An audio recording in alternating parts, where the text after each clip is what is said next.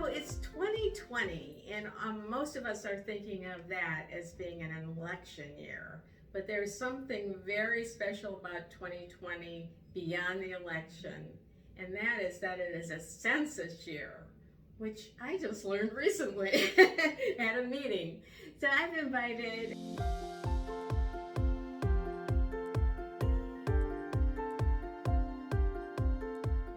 media specialist on census from the Philadelphia Regional Census Center to join us.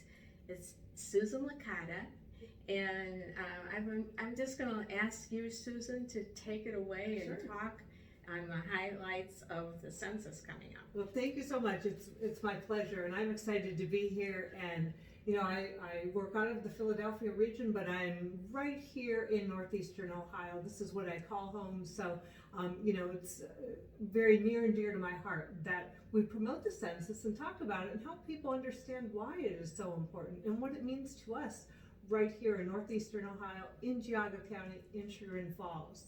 So, as you know, the census is a constitutional mandate. It is something we have been doing every 10 years, actually since 1790.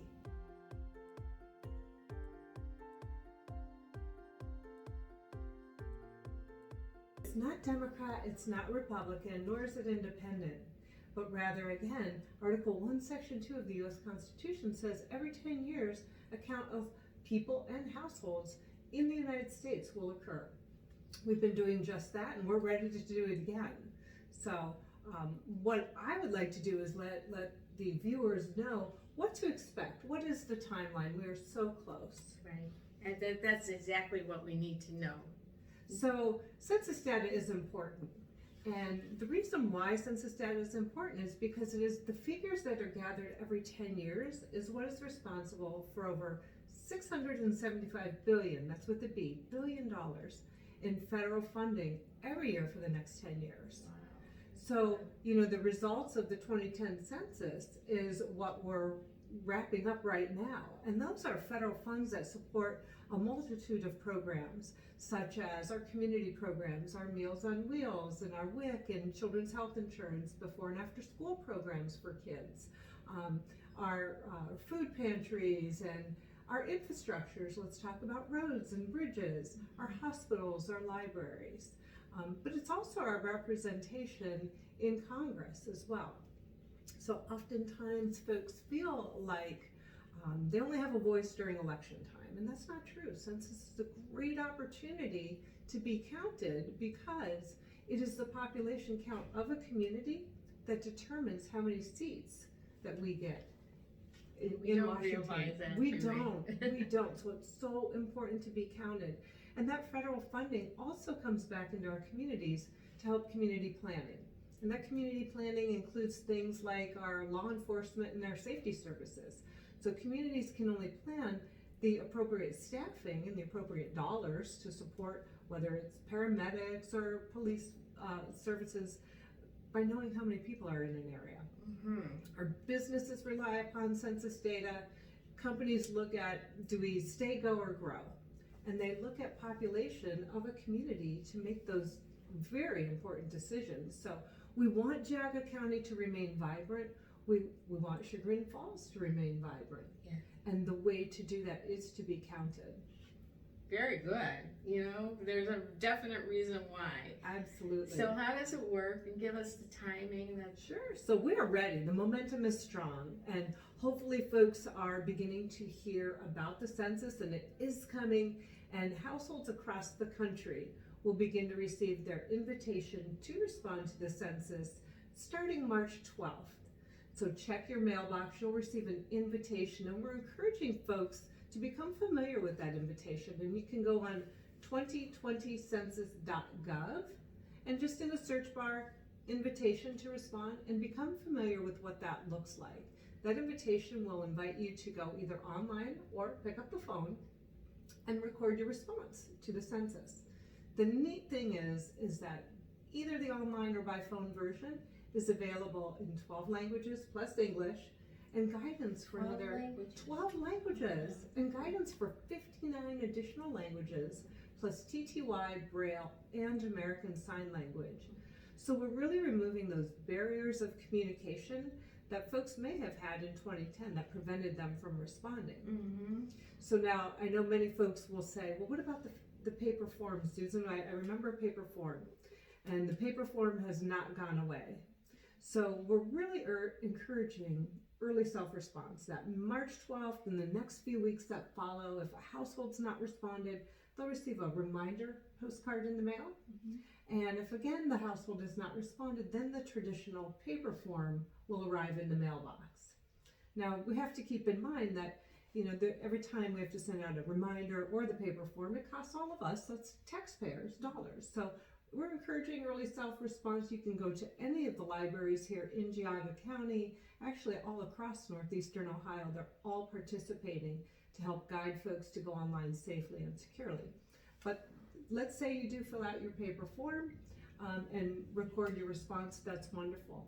But if a household has still not responded and said, I don't want to do the paper form either, that's when an enumerator will visit the household to conduct a personal interview, a one-on-one, to collect the responses. But they'll never come in the house, they'll only come to the doorstep and ask you those same questions. So again, we encourage folks to look at the sample invitation online, and there's a sample questionnaire online as well. Okay. And what's different is that you cannot download the questionnaire and mail it back in. You can only fill out the questionnaire online or call in or respond to the questionnaire that may have come in your mailbox. That's interesting. So there's just one census per household. Per household. And we need folks to understand we count everybody who's staying in that household. Mm-hmm. So that would be, if you have aging parents that have come back in, or a relative is staying with you, or perhaps you have somebody from overseas that has been staying for the last 9 months, they count. Mm-hmm. So we want folks to understand who is to be counted, and we say we want to count everybody once and only once and in the right place. So there are a multitude of variances that go along with how to count people, and that's all available at 2020census.gov for that guidance. We're going to provide a link to that for Fantastic. everyone to check out. I think I read somewhere that there's just 10 questions to answer on the census. Yeah, there are basic questions, and they're not designed to trip anybody up. And again, even the questions are available online for any folks that may have whatever fear or hesitation, but very simple questions that are, what is your name? What is your age? What is your birthday? Mm-hmm. What language do you speak? If it's not English as your native language, what is your gender? What is your race? So very, very simple questions.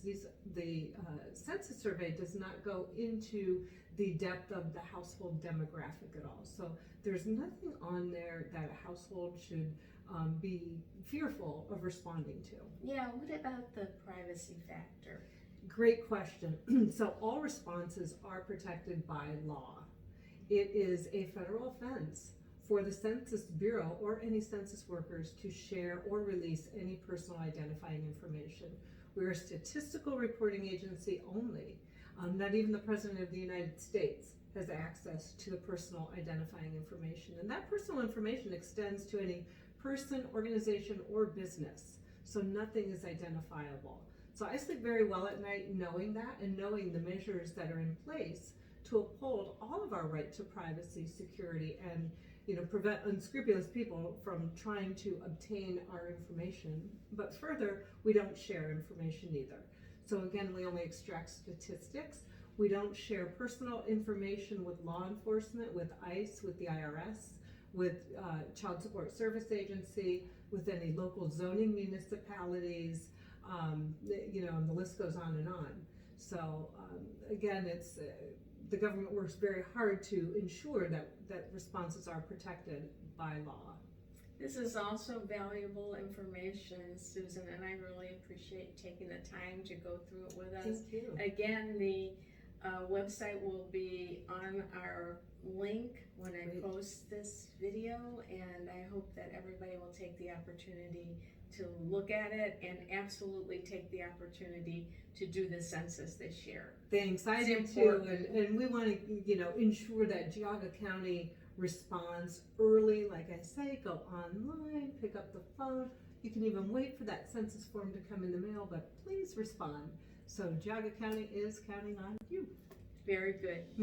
Thank you. Thank you.